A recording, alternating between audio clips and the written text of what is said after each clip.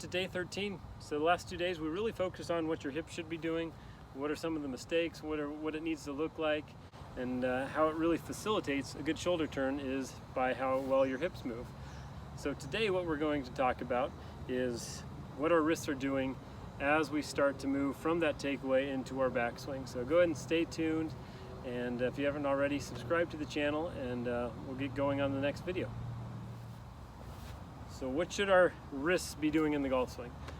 We come across a lot of questions of when should I break my wrists, how much should I break my wrist, and really there is no exact answer for that. All right, there's plenty of really good players who set their wrists pretty early. You might even see like a kind of a Jason Duffner or Ernie Els, he sets his wrist pretty early, versus like today's Tiger or JB Holmes.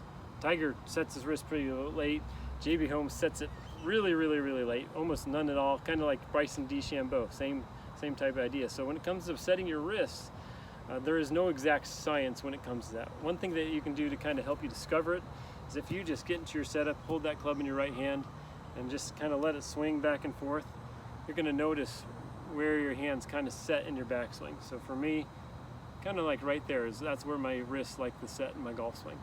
Okay, so when I take it back, I know that that's where my wrists need a set in my golf swing. That's a very simple way. If you just let the weight of the club kind of swing and keep your wrists and your arm pretty soft, right? That's how you can discover when you set your wrists in your golf swing.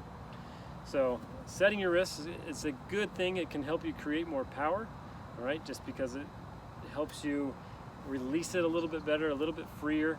It can make your swing maybe a little bit longer also. We don't want to have too much wrist in our swing because that can kind of cause the ball to kind of go everywhere, all right?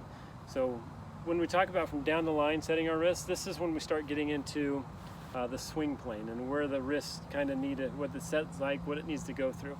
So a general idea is when you set your wrists, all right, we're kind of looking for this club to be going through that right shoulder, okay, versus really down low or really high, okay? You're not going to see too many people up here. Graham McDowell gets super steep and then he shallows it out, all right? He's just a very unique example, right? And then you'll see some people who are much flatter, maybe like a Matt Kuchar, okay? But generally what we see is when we take it back, all right, we know what our takeaway position looks like, and then when the wrist set, it goes right up through that right shoulder, okay? And you gotta make sure you have a good shoulder turn, okay? That's why we talked about hips and shoulders to this point, because I don't want you just taking it back and having no shoulder turn and be like, oh yeah, I'm on plane, okay? Make sure you're turning those hips, setting that wrist in the right position. So when we get right there, we look for that club to be going through that right shoulder, and we're set, all right? So that's the 3/4 position in our golf swing, all right? So go ahead, run through some of the past videos if you haven't seen them already, right? That's when we set our wrists. That's a good way for us to learn, but just remember, there is no exact science when it comes to that. It's whatever helps you hit the ball the best.